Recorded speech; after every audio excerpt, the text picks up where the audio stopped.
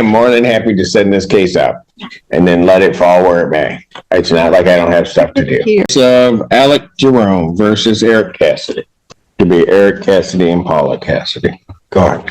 Donna Tulp appearing on behalf of Caroline Jerome, who is watching by Zoom. I recognize Caroline. Okay. And Alec Jerome. They are the landlords in this case. All right. Your Honor, Francine over appearing with Eric Cassidy. Ms. Cassidy, Paula is not well. She's been undergoing chemotherapy, and so she won't be present. All right, very good. All right. So where are we now in this case? So, appeared before you, and I have on the results of that hearing. I got their counter complaint, etc., and I have filed a complaint bringing the non-payment amount that we are requesting for judgment up to date. And it was... Hold on a second. I filed a complaint on Tuesday, and we've been given a case number, but I would... Hold on a second. Okay. You filed a new complaint. Yes, you advised me that the complaint that I had made it okay, go ahead. so that it would be heard. I gave them more than 30 days to get out. I had that complaint to be heard on the same date that they were supposed to either pay or evacuate. You said no, I needed to, because my 30-day notice was still good. I refiled on Tuesday, and I received a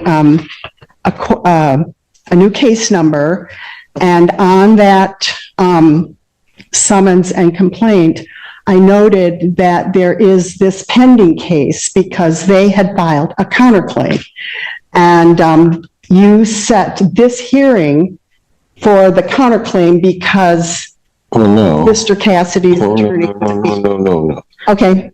The last time we were here, I was indicating to you what were, as I'm recalling, were distinctions between the notice and the complaint. And basically gave an option that if I dismissed your complaint, what would end up happening is their counter complaint would survive. And so therefore I'd have a case that would just have a counter complaint. So you filed a new complaint. And I would guess that I would like... That's fine. I'm asking for, I asked for the file. Thank you. You read my mind. Did they open it? It is open. Okay. Got it. Okay. Go ahead. Okay. So I guess in order of administrative business, would I request now a motion to join that complaint, or do I need to file a motion to join that complaint with the counter complaint? Well, here's what's going to happen. I'm going to hear them all at the same time, whether I have two files or one file. Got it. So you can file a motion for joinder if that's what you wish, but okay. I don't know that necessarily matters. How much are you claiming it's owing in rent? I would like to, I just make a statement.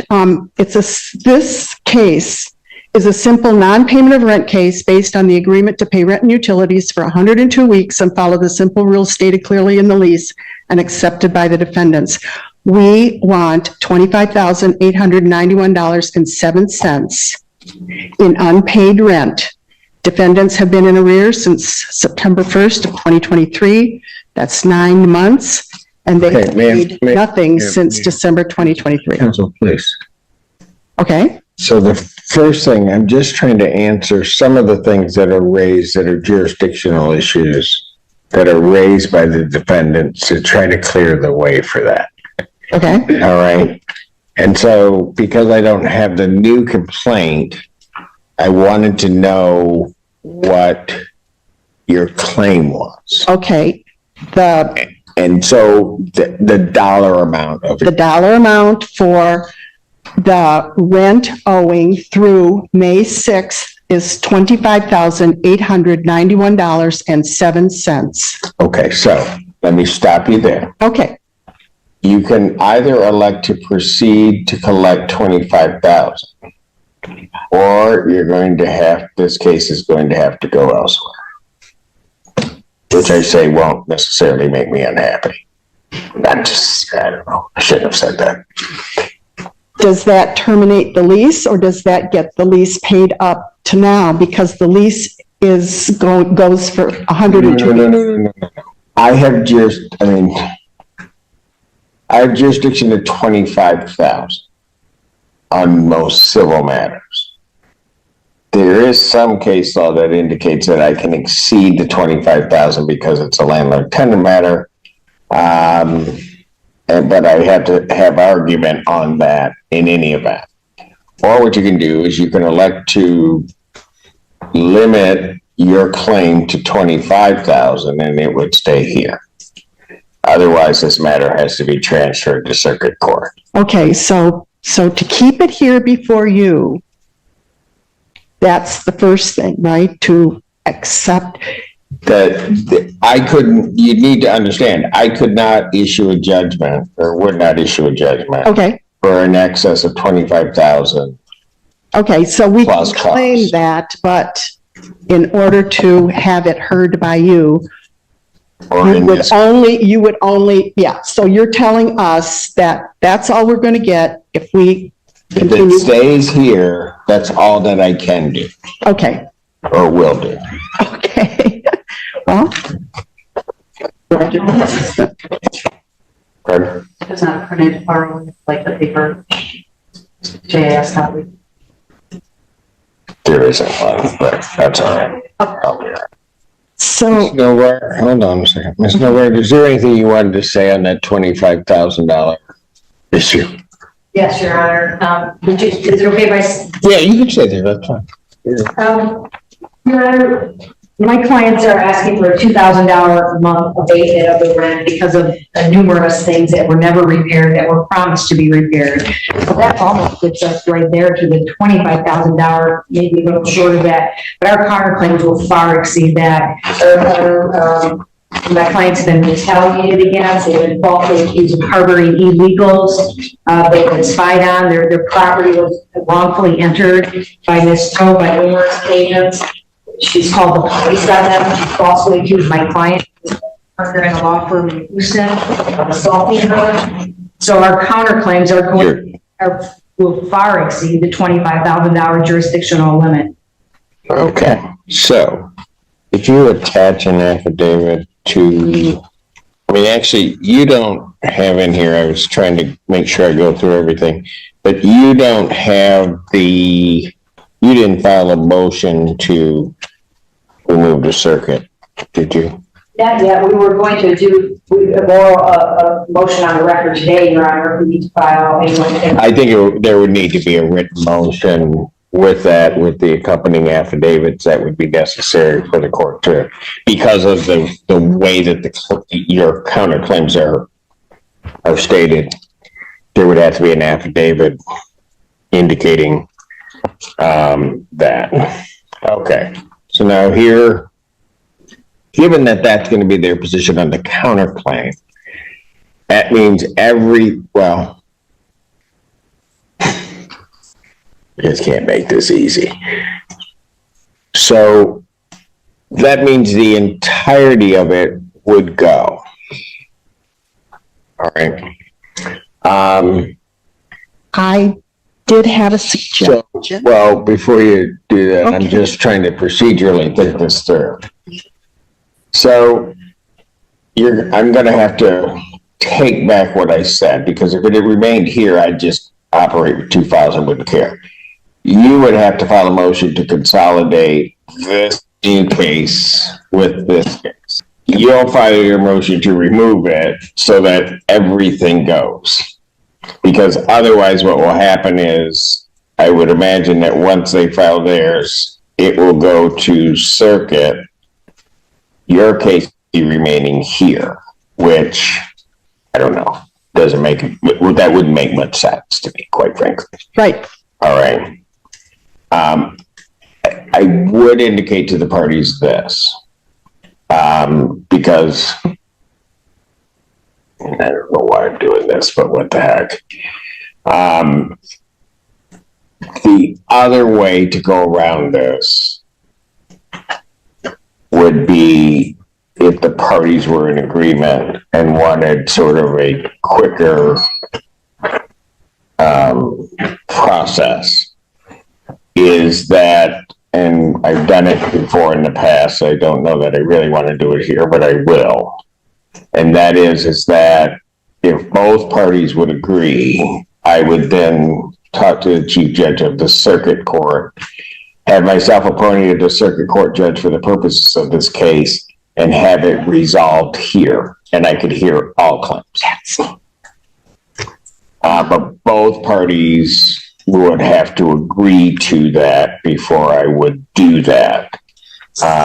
It'd be the same process. It's just that, quite frankly, with landlord-tenant cases, no offense to my circuit court colleagues, it's what we do here. So, yeah. Your Honor, would the circuit court rules apply in a case like that if you were to hear it? So all the rules of discovery and evidence and the timeline. the discovery, everything happens as though it's circuit court. So in district court, there would not normally be discovery until the court says there's discovery. In a case like this one, I would have ordered discovery in any event. But what will happen is that you will have those you'd have the discovery and the like. So if I had gone through this, one of the things that I was going to posit is that if they pay the rent that is owing to date, the lease will stand as it is for 102 days and mediate the remaining issues, which are what she is propositioning, that, you know, there's been wrongdoing on the landlord's side to the tune of $2,000 a month, and then adjust everything once mediation and case evaluation and all that takes place. Well, I'm certainly not going to speak for Ms. Noble. I'm sure she could speak for herself, but it seems to me that their idea is that they don't owe anything, ultimately, right?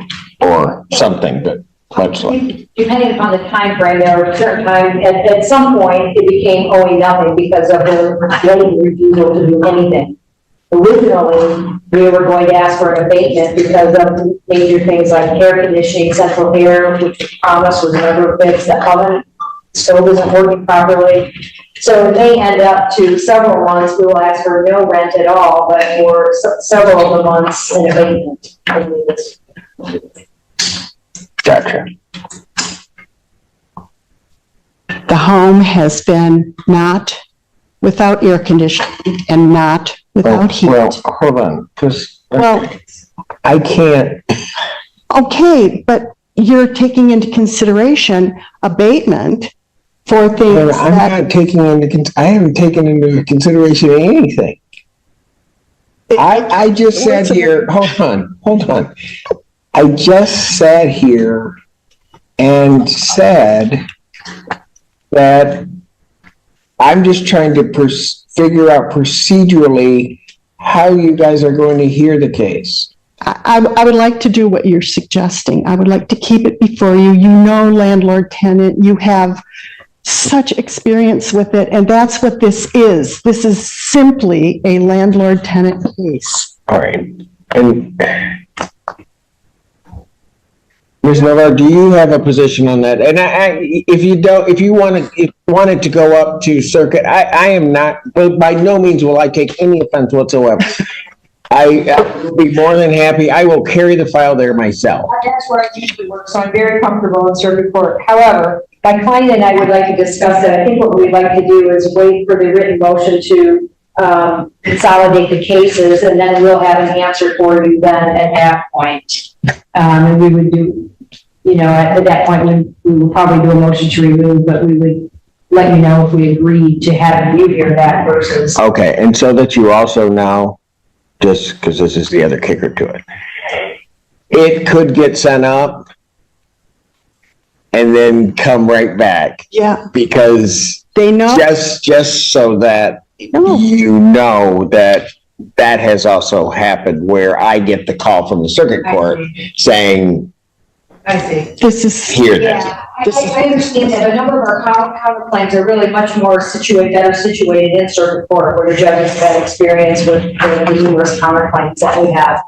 So Well, I don't know. I think you should understand that I've heard circuit court cases for 25 years. So I'm just saying, it's more the landlord-tenant aspect that isn't there. right. But, I mean, I am more than happy to send this case up and then let it fall where it may. It's not like I don't have stuff to do. Here. Your Honor, may I say something else, just in general? We've tried on numerous occasions, including 2 days ago or yesterday, to ask, I asked Ms. Tobin an email, if you like to allow the parties to mediate. Can you order the parties to mediate pending the motions that you're about to hear that will be filed in this case regarding the consolidation and the removal? Because the lease requires it. So I'm hoping that district court, with their somewhat equitable power, little equitable power. Well, no, we have equitable, over landlord-tenant, I have full equitable powers, so. So the lease requires it. We've tried repeatedly to ask for mediation, and we keep hearing no, but the lease requires it, number one, and that could possibly resolve everything. I would like to speak to that point. Sure. Thank you. Our lease does require it through the University of Michigan Mediation Center for Students. Paula Cassidy was a student at the time we signed the lease. They did not go and utilize that term that we welcome in our lease. They went instead to Student Legal Services and had Mr. Lewis represent Paula and appear as her attorney. They absolutely closed the door on mediation. Can I ask this? Because history is fine, but I don't know that I need it right now. I think what I'm hearing from the defendant side is they would wish for this to be mediated. Yes, and I am telling you why I have told them no, because they closed the door on that. If we can hear the unpaid rent and utilities, then mediate the rest. Ma'am, I don't know what happened before, Right. right? All I have is what's in front of me, which is quite frankly a lot. What I'm hearing from Ms. Novar is they would wish the case to be sent to mediation so that the parties mediate, okay? Regardless of what's happened before. The question then becomes, are you amenable to mediation? I will say also that I can order it to mediation. So, I mean, I typically don't, because I can kind of waddle through what needs to get through, and sometimes you can handle it faster than getting mediators set up. But are you willing to mediate it or no? We are willing to mediate, but only on the things that they claim should result in abatement. We have rent that has been unpaid. It's caused a hardship for the owners and the landlord. Okay, so here's the thing. And I guess maybe you should look at it this way. What you have are what are really going to be sort of these firm contractual numbers. Yes. Okay. I don't really want to call them soft because I think This is where things get really interesting. The judge just explained a key legal concept in simple terms. You can't split a case into hard numbers and soft claims and handle them separately. In law, everything is connected. The landlord wants clear rent payments. That's the hard math. But the tenants are arguing something deeper: repair issues, living conditions, and possible rent reductions. Here's the big question. How do you calculate fairness when both sides claim they're right? This is exactly why courts often push for mediation. It's faster, more flexible, and sometimes the only way to untangle situations like this without a long legal battle. But notice the tension. The landlord wants money now, while the tenants want accountability first. that's not the way to really look at it. They're going to have numbers when they're talking about abatements and other things, which are the sort of softer side of, and sort of dig into those hard numbers. Right. So you can't, it's impossible to separate it out. So there, for example, there would be no way I would take your claims of those hard numbers of, just adding up each month, let that sit there and then send everything else to mediation, because I don't know what then they're mediating against or mediating with. Does that make sense to you? It makes perfect sense to me, but meanwhile, the owners, landlords, have been without utilities not being paid. We pay the utilities. They have not reimbursed us under the terms of, so, can we get partial payment and have the abatement amount that they're saying withheld from the payment partial? How would you, okay, I'm just trying to get something. How would you expect me to do that? I don't know. Because here's the only thing that I could do. But I could do this, but it doesn't help you. I could order escrow. They could pay into escrow, but it's going to sit here until such time as whatever is resolved and the court orders the escrow split. Now, Our greatest fear. The only exception to that I've made over the years is when something's not paid that jeopardizes the property itself. Then I will order paid out of escrow those funds to preserve the property. Perfect condition. But other than that, Period. so the bottom line to it is, if the parties want mediation, it all goes, or none of it's going to go. Because it doesn't make any sense to do it any other way. And Your Honor, one of the reasons we want mediation, honestly, is because I feel that, in all due respect to Ms. Toth, that she's been an impediment to settlement. And so I feel if we can get the landlord at the table with the tenants, we have a much better opportunity to settle the case. Not to mention the fact that it is required into the contract that both parties sign. And Ms. Cassidy, this bill she may you about.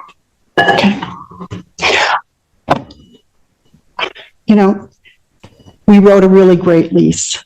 We had mediation in it. They withheld rent for no given reason. I would, and either party can, under our lease, either party can request mediation at the University of Michigan. If we go to mediation, I will utilize that part of our lease. If you what? If we decide, if we agree to go to mediation, I will go to the University of Michigan's mediation that is part of our lease, instead of, looking for someone outside to mediate. Just to clarify, Your Honor, the lease calls for Michigan on-campus housing program to do the mediation. Is that who you guys want to do the mediation?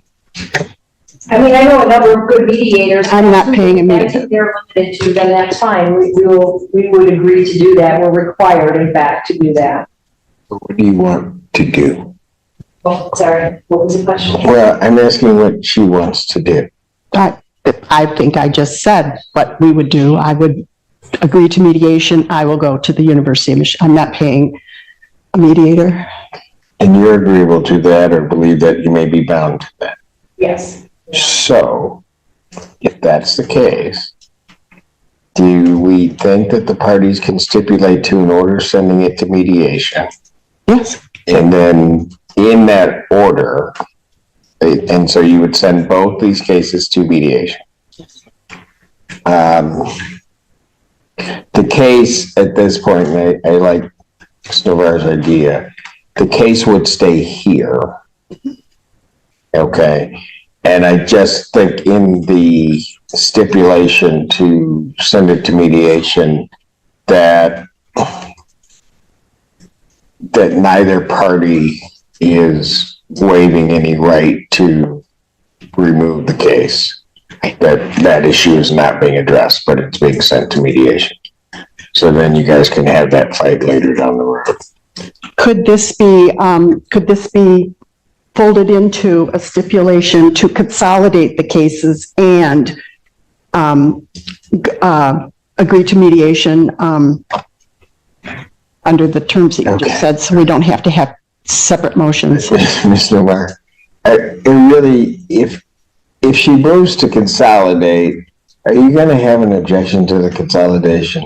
No, we're not gonna. Okay, so just, why don't you stipulate to, We did that step first before we did our motion to remove. I was under the impression of. pardon? We needed that step before. No, you're right, but I think if it's going to go this route, if you can make part of the stipulation that you're consolidating these two cases, send it to mediation, doesn't waive your right regarding the claim removal, and then we move from there. But we would like a 30-day limitation if possible, that we need in good faith within 30 days.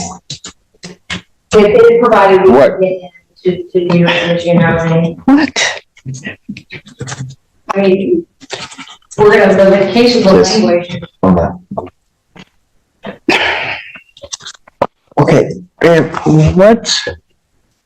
what's your objection to what council's proposing? They haven't paid any rent or utilities, and now we're pushing it on down the road, and we're just. I think, hold on. I'm just expressing my frustration. That's. Well, yeah, and then when I start expressing mine, that's when things get bad. I know. So, listen, here's going to be the problem. Here's what I heard them say, okay? So that you understand. What I heard is, almost put it on an expedited track. Yeah, within 30 days, yep. Right,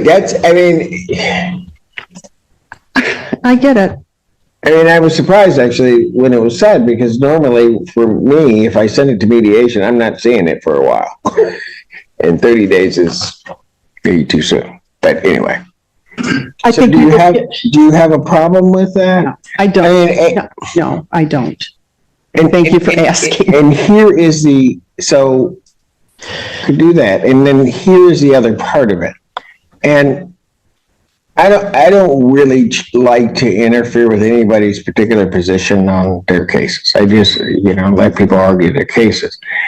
But man, I'm going to be frank with you, because and then if it stayed here, there's a jury demand, so I think I can say it anyway. The negotiation in good faith is really going to be clear. Yeah. Okay? It needs to be done. Now, I'm going to let you know that when you came in here the very first time, and I get parties start yelling at each other about whatever. But you immediately were trying to sort of convince me what bad people the Cassidys are. Yeah, you were. I only told you that he physically assaulted me. Said nothing about it personally. Ma'am, I'm going to tell you how the court was taking it there. Maybe I'm all wrong. And what I'd suggest to you is that as you go to this mediation, that you just take that part out and that you try to negotiate the case for what the case is. Yep. For all I know, all of you are bad people. I have no idea. All of you are good people, but I assume that everybody is a good person until they show me otherwise. But you also have to listen to what their claims are. You don't have to agree, but you have to listen to. This moment right here is powerful, and honestly, it's something most people miss in courtroom cases. The judge isn't just talking about law anymore. He's talking about human behavior. He's pointing out a critical mistake. If one side refuses to truly listen, mediation is almost guaranteed to fail. And in legal disputes, not listening can cost you just as much as being wrong. Think about it. Even if you believe you're 100% right, ignoring the other side's claims can weaken your position. Judges and mediators look for cooperation, not just arguments. So here's the real takeaway. Winning a case isn't just about facts. It's about strategy, communication, and credibility. And right now, the judge is warning them. Fix that mindset, or this case could collapse in mediation. Now, I'm going to tell you this, man, because when Mr. Bard talks about maybe being an impediment toward trying to resolve it, typically with most cases, where that happens is only where you're looking at your side. It doesn't mean that you don't want to win. It doesn't mean that you don't want to come out. It doesn't mean any of that. But you've got to give some credence to what one side is saying or the other. That's why we have it in our lease. Yes, but the parties have to do that, ma'am. And I'm talking specifically to you. Yep. Because every time you come in and whatever, when the Cassidys appeared here on their own the first time, whatever he was trying to raise, you didn't even hear it. I didn't ask you to agree. You just didn't even hear it. You didn't even hear what he was saying. And if you don't do that, I mean, they're skilled mediators. I get it, but it's going to be a failure. So, you know, I'm going to hope and I'm going to pray that each side is going to do that as you go into mediation, but I don't know. I mean,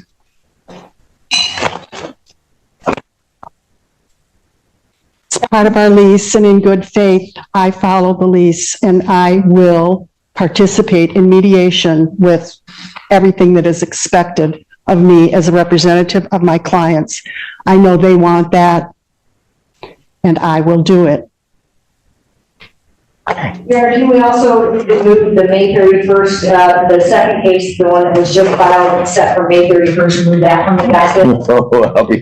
oh yeah, I'm taking it all off. Once I get that order, everything's coming off my docket. Okay, but I will have to give a control date. And so and that always can be moved, but how long from the time are you looking to have mediation continue? Or what window do you want to kind of give? I have no idea what Their availability is. Yeah, you're right. But we may pull in another attorney for Paula. We may actually pull in a U of M attorney. Got it. That way that may help us. May help get it there. Okay. So I'm hoping we can get it within 30 days. All right, so let's do this. Why don't the parties find out? Let me adjourn this out to the 31st. Either of us are available. On the 31st, okay. If people could think they can get everything done in a week, I'm here on the 24th. I'm here every Friday. We can contact you about housing just in general and see if they can mediate, but Why don't, take a couple weeks to bring you an attorney at least. right, well, why don't I do this? Why don't I set it for next week? Okay? Yep. And then you can come back with, and maybe the parties can exchange the stipulation regarding mediation. see where we are. If we run into a hiccup, then I can try to deal with that. And, then at least if the call is made, then at least maybe you can have a framework as to, and then we can sort of guide ourselves that way. I think that might be it. That sounds good. Would you be able to do that appearance by Zoom? I don't see, if we have the paperwork here, I don't see why not. Okay, if you send it to me before then, you can